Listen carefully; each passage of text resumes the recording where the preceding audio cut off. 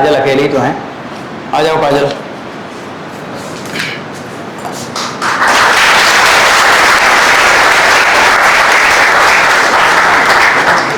कुछ तो तुमने अच्छा किया है। Thank you sir. सब आपकी सब मुस्कुराती रहती है बच्ची।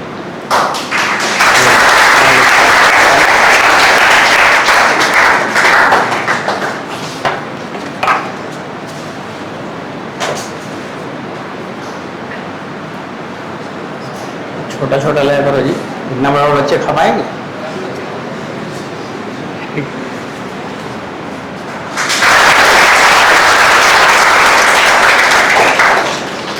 पानी पीना है? बच्चों को कुछ बताओ ताकि देना, और जो तुम डॉक्टर बनने जा रही हो। हाँ, और ये सब भी अगले साल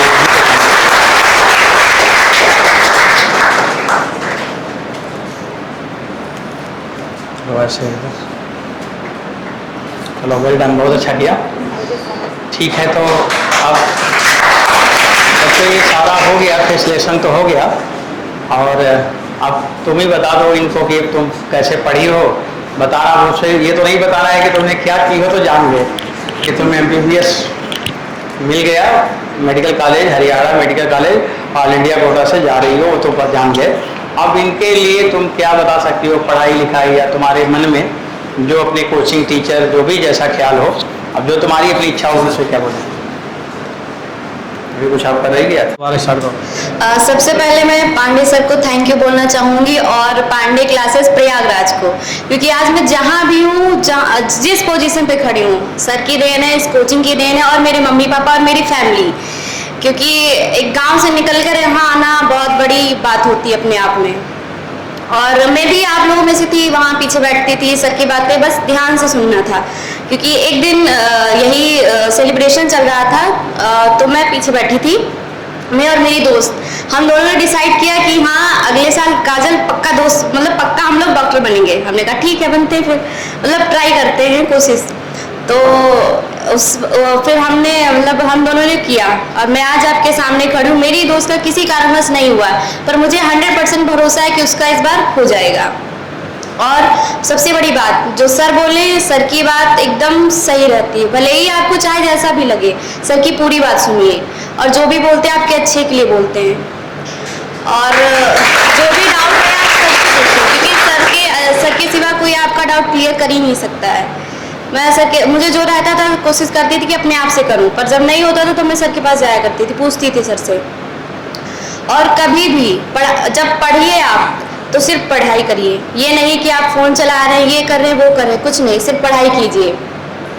और आप अपने पढ़ाई को लेकर ईमानदारी रहेंगे, मतलब ईमानदारी रखेंगे, तो मे बी आपको रिटर्न करेगी, जैसे कि मुझे मिला है तो आपको भी मिलेगा। और थैंक यू।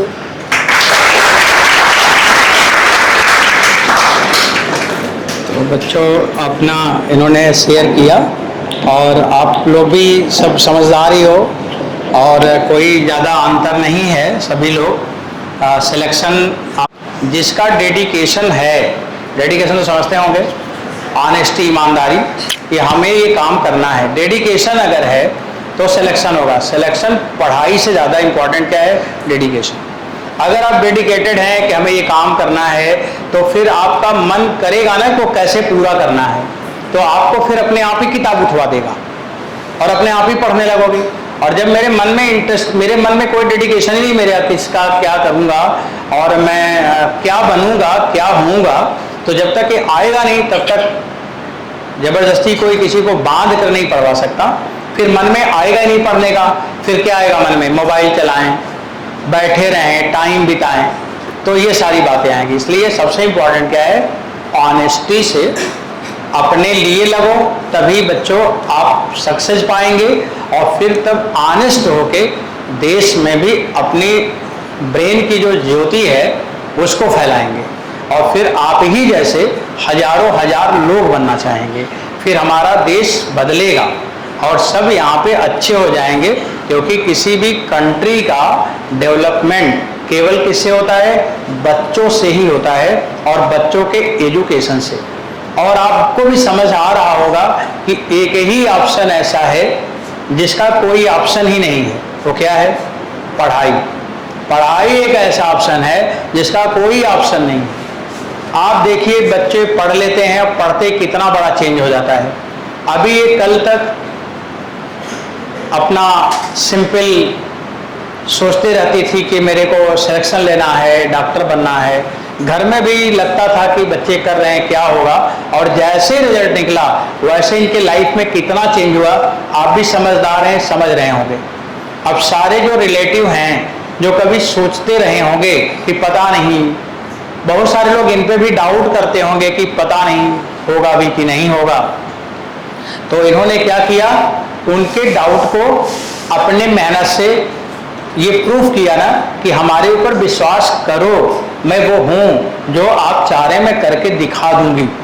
भले थोड़ा सा लेट हो सकता है, पर ऐसा नहीं हो सकता कि वो मेरे जीवन में वो चीज़ आए ना।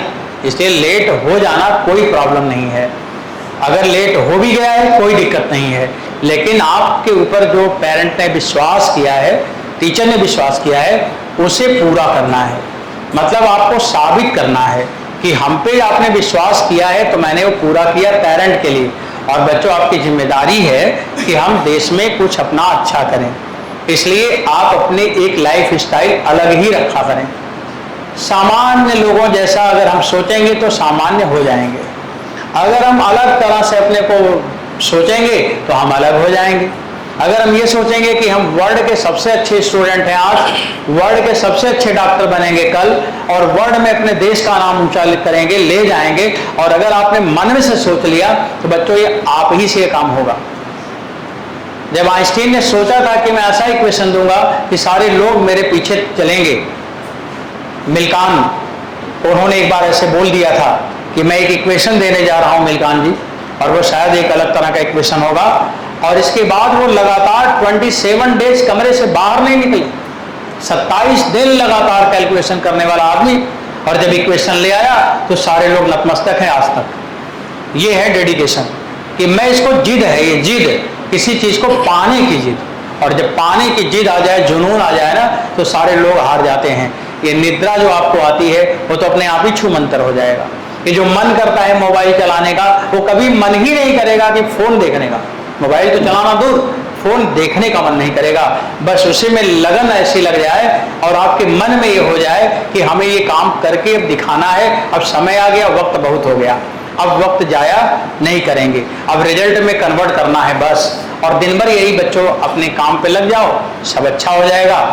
आज जैसे काजल यहाँ पे हैं, कल आप यहाँ पे होंगे, यहाँ पे नहीं, कल आप बच्चों ऐसे जगह होंगे जहाँ से आपको देखेंगे और लोग बोलेंगे कि इंडिया का रिप्रेजेंटेटिव है। तो बच्चों, हमारा कोचिंग का रिप्रेजेंटेटिव आज आप है ना, और आपको मैं क्या देख रहा हूँ कि आप देश के रिप्रेजेंटेटिव बनेंगे।